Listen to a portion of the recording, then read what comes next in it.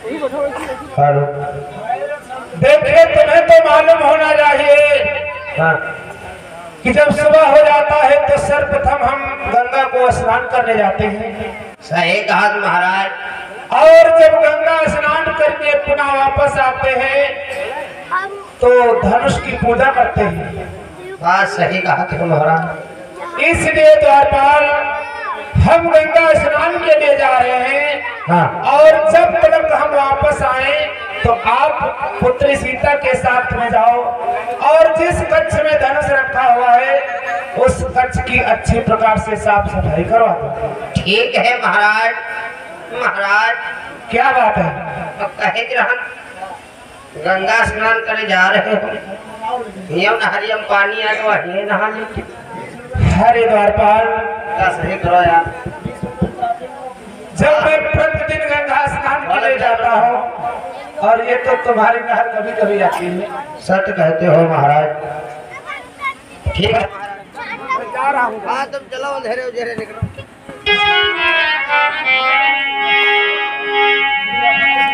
बिटिया सीता, ओ बिटिया सीता, अरे क्या करती रहो। चलो महाराज किया गया है कि महल की साफ सफाई करो। चलो पर चलो चलो। अरे गलिन में फूका डोले, हाय गलिन में फूका डोले, अरे तारे लफना केलू कहै कभी गई दो, कहै कभी गई दो, कहा तीसरा नाई हो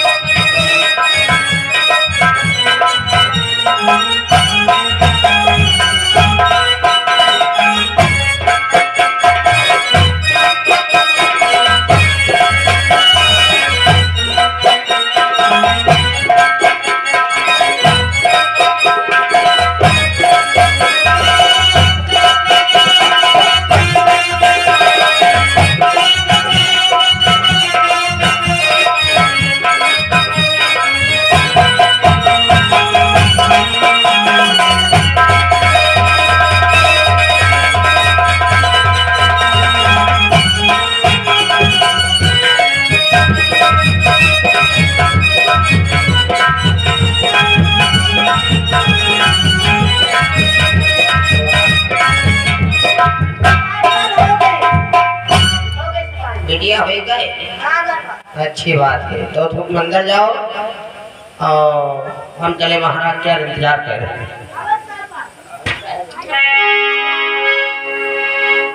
देखिए महाराज गंगा स्नान से पुनः वापस आते हैं और क्या बातचीत होती है।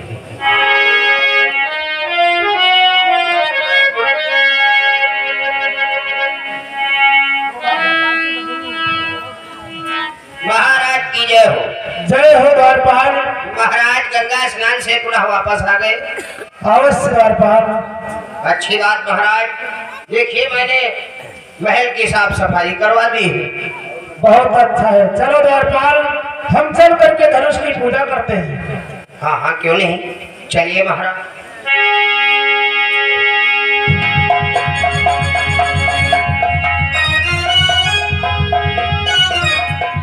लेकिन द्वारपाल महाराज आज ये मैं क्या देख रहा हूँ? क्या देख रहे हो? जिस कक्ष में धनुष रखा हुआ था, हाँ, उस कक्ष की साफ सफाई किसने किया? और ये भगवान भोलेनाथ का जो वर्षों का पुराना धनुष रखा हुआ था, आज किसी ने उठा करके एक से इधर से उधर रख दिया है। अरे महाराज आपकी पुत्री सीता ने उस कक्ष की सफाई की है और धनुष को एक हाथ से उठा लिया और सफाई करके पुनः दूसरी जगह पे रख दिया। क्या कहे हो द्वारपाल?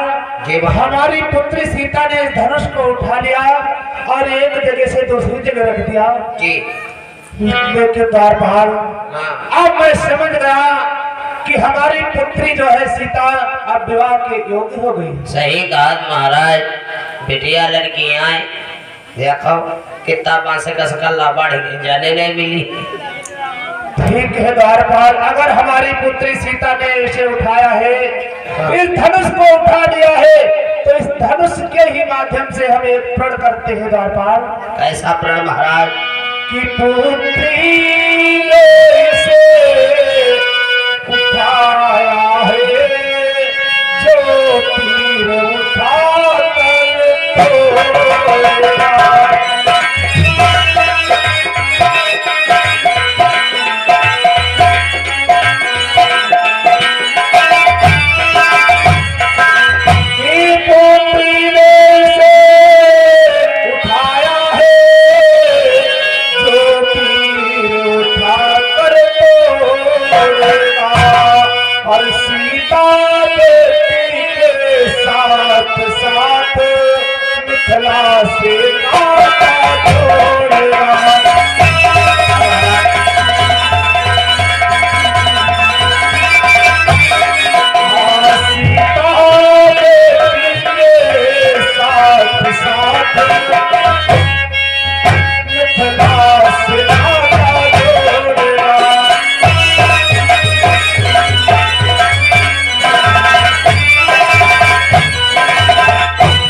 द्वारपाल, अगर हमारी पुत्री सीता ने इस धनुष को उठा लिया है, तो मैं एक प्रण करता हूँ, एक स्वयंवर करूंगा और देश देशांतर का जो राजा अगर आकर के धनुष का खंडन करेगा, उसी के साथ में मैं अपनी पुत्री सीता का विवाह कर दूंगा।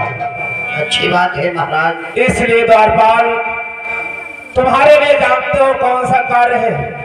तुम देश देशांतर में जाओ, ढिढोरा पिटवाओ और पत्र बंटवाओ, और एक पत्र तुम्हें आवश्यक ले जाना बहुत जरूरी है। वो कहाँ?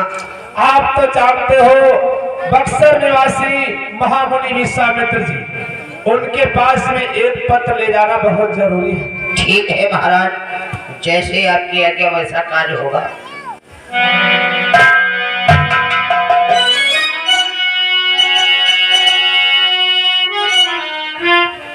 हाँ, तो समस्त दूर दूर राजाओं के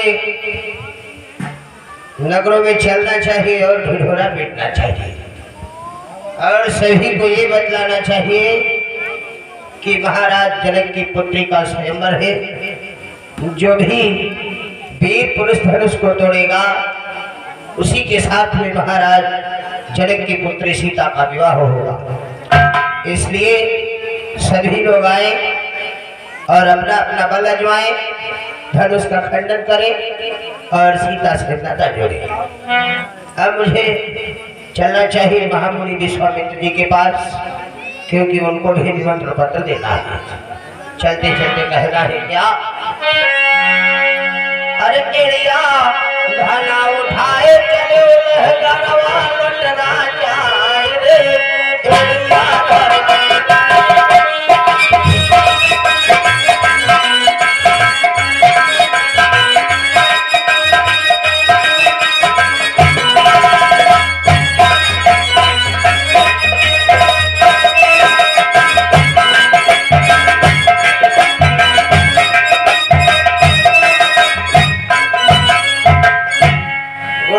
चरणों में मेरा प्रणाम स्वीकार हो। गुरुजी,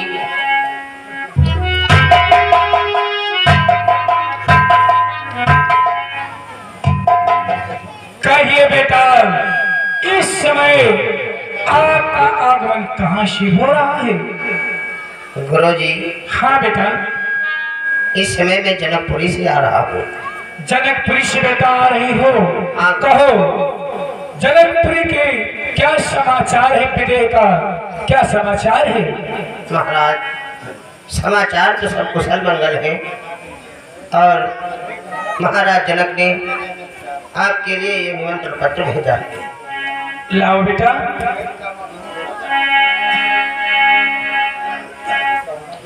बड़ा ही सुंदर अवसर, काफी दूर से बेटा आए हो हमारी इस आश्रम पर,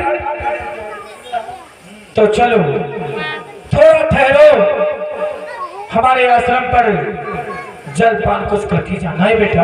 बाबा तुमने आश्रम पर का खाएगा? क्यों?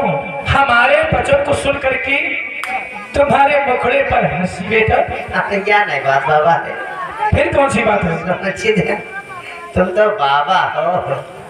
तो मैं तो बाबा हूँ। और बाबा बासी कुसी खाए वाले, बहुरिया बनावे वाले, और हम पंच रोज मुर्गा बकरा खाए वाले। आश्रम पर ऐसे वचन कहने में तुम्हें शर्म नहीं आती? बाबा ये तो हम हंसा लागे। चलो ठीक है बाबा, हमका बहुत न्योता बाटे, हम चल रहे हैं। हाँ ये तो बात सही है। आयो बाबा जरूर है। अवश्य आऊंगा। हाँ आयो जरूर आएंगे। आया कल्याण हो।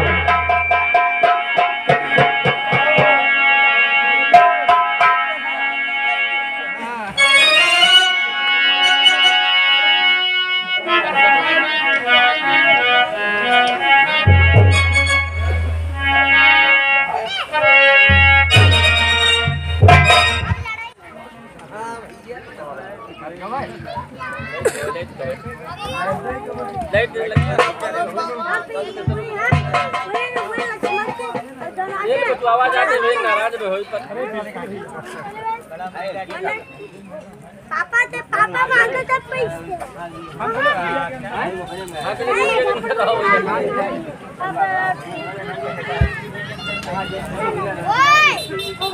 आयो से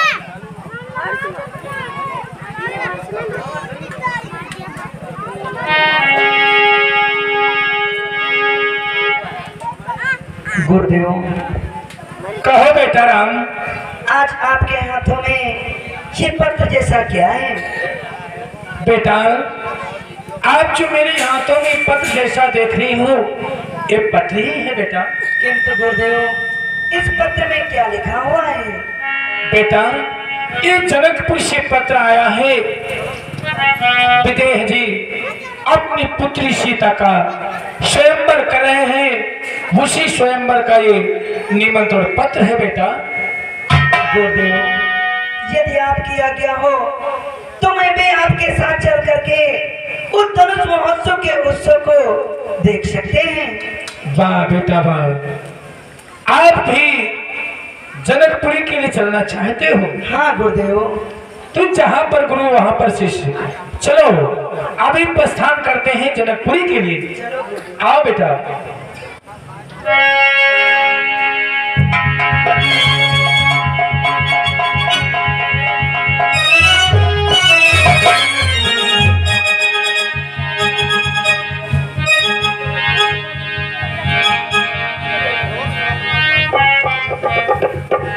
गुरुदेव हाँ बेटा। आप चलते चलते ठहर क्यों गए? चलते चलते ठहरने का एक विशेष कारण है बेटा। बोलो गुरुदेव। देखिए मैं जनकपुरी के करीब आ चुका, समीप आ चुका हूँ, और प्रतिदिन का गुरुदेव का नियम है अपनी आराध की आराधना पूजा करना, इसलिए बेटा जाओ कहीं से हमें थोड़े पुष्प ला कर दो। अवश्य गुरुदेव, मैं आपकी पूजा के लिए पुष्पों की व्यवस्था करता हूँ। हाँ बेटा जाओ। चलो भ्रात लक्ष्मण गुरुदेव की पूजा के लिए पुष्प लेकर के आते हैं। ठहरो बेटा राम, ठहर जाओ। मैंने आपसे आग्रह किया है, आपको आदेश किया है, जाओ कहीं से थोड़े पुष्प ला कर दो। भैया लखनलाल को नहीं, इन्हें आप क्यों साथ ले जाना चाहते हो? गुरुदेव हम लक्ष्मण को इसलिए ले जाना चाहते हैं। किस लिए बेटा? गुरुदेव कि जब हम तो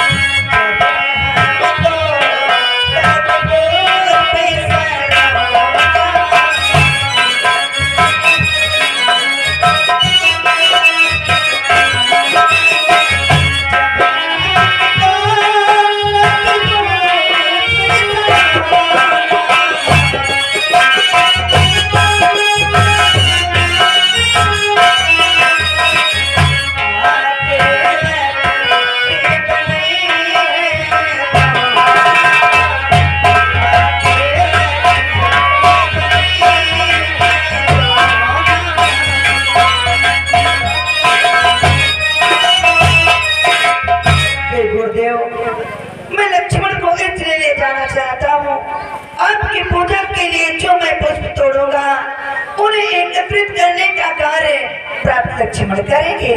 बहुत अच्छा उपाय सोचा है बेटा राम तुमने। और गुरुदेव और क्या? हमारे प्राप्त लक्ष्मण की एक हार्दिक इच्छा भी है। वो कौन सी हार्दिक इच्छा है बतलाओ। गुरुदेव लखनी हृदय लालसा बिसे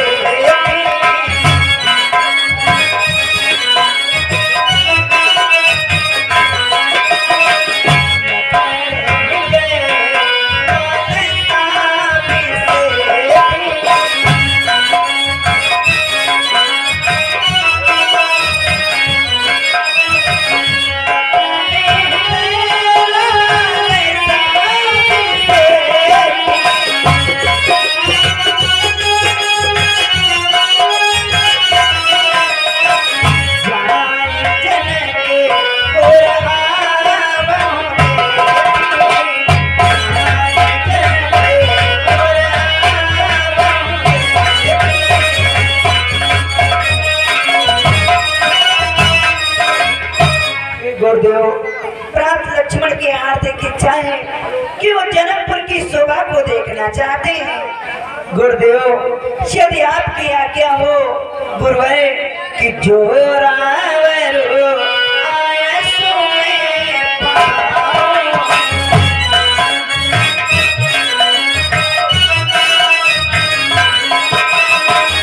जो रावण आया सो मैं पाऊं।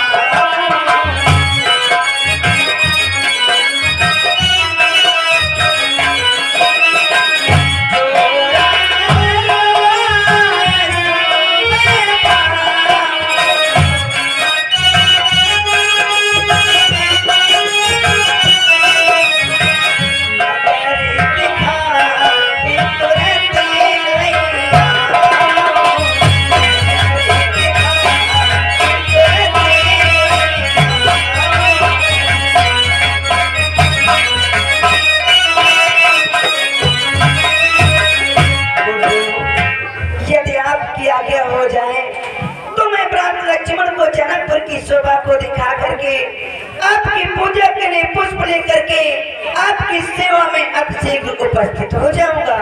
अवश्य बेटा कि जाए देखिया बहु नगरी सुख विधान दो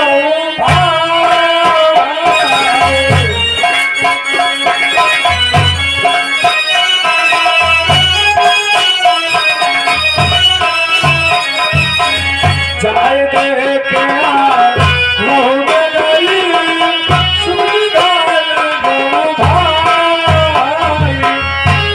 सुफल सब के नयन सुंदर बदन दिखाए।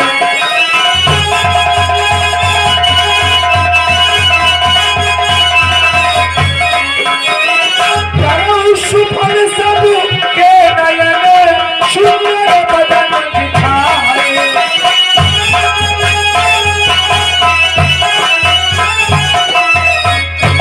जाओ दोनों भाई जाओ और गुरुदेव की तरफ से आदेश है पंत पूजा करने में विलंब मत होने पाए, जल्द ही पुष्प लेकर वापस आना बेटा।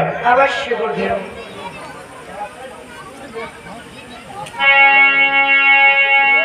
जाओ बेटा।